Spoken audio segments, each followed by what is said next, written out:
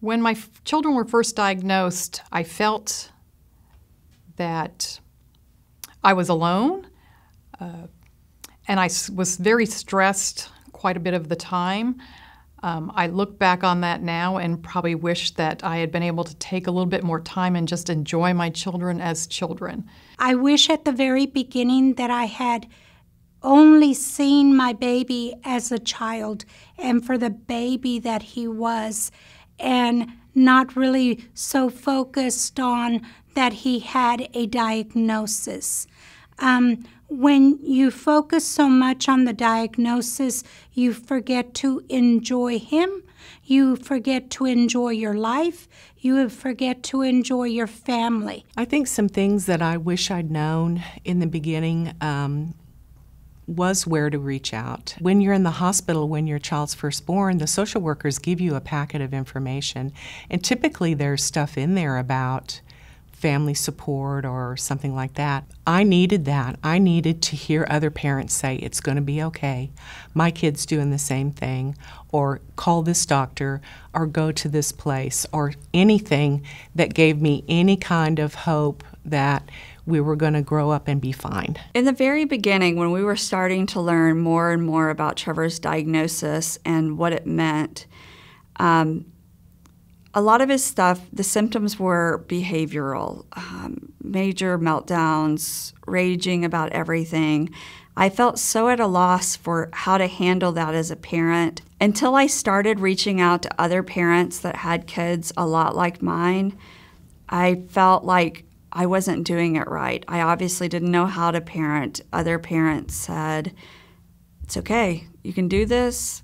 Yes, this is what happens sometimes. It's okay, it's not your fault that the kid is laying on the floor screaming at Walmart.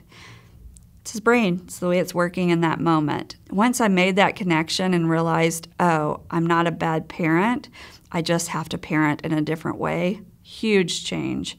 I wish I would have known that much earlier. I wouldn't have spent as much time worrying about what people said about me as they walked by or what they thought about how I was handling the situation. I think it's very important for families to get connected very quickly. It took a while for me to get connected with some of the systems, such as the local IDD authorities, the intellectual and developmental disability authorities. I wish that I had had the opportunity to do it a little bit sooner than I did, because my son Christopher was on that waiting list for community supports for 10 years. He was a senior in high school by the time he got some support. The biggest thing I wish I had known when Jason was little was that the therapies that we did with him were not as important as the social aspect of life. That it was important for us that he walk and that he talk, but sometimes that got in the way of him playing. And I think he was 6 when I finally put him in an inclusive child care. That was so important for my children, to be in the typical classroom with other kids without disabilities. I think they learned from that. They were challenged. It also gave me a circle of support of people who didn't have children with disabilities, that I could learn that, my kids were typical in a lot of ways, and see that what my kids were doing wasn't because of their disability. It was because they were just being kids. When Jason was little, I struggled with depression. I struggled with lots of things that had somebody been able to get through to me to say you have to be your own individual, you can't just be Jason's mom, I would have been better off. And I learned by going to a therapist, to rediscover who I was and to make that an importance as well. I never say that I fight for Trevor's rights. I don't do that. It's not a fight. It's about learning how to work together. I don't fight the school. I work with the school. I don't fight the system. I work with the system, whatever system it might be. There's no reason to fight. It's just figure it out and follow all the steps that you can.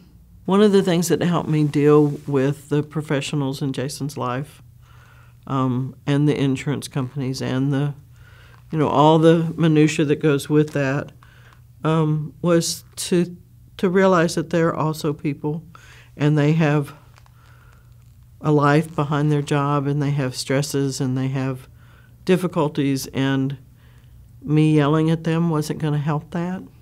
What I would have said to myself 10 years ago is, it's really hard, and you're going to have some really, really hard, awful days, but there's going to be more really good days than those really bad days. I would probably not be so hard on myself, give myself some slack for not having the right answer or the right decision right away, because I was pretty hard on myself, in the very beginning. If I could change anything about Trevor and I, really the only thing I would change is my attitude about his disability.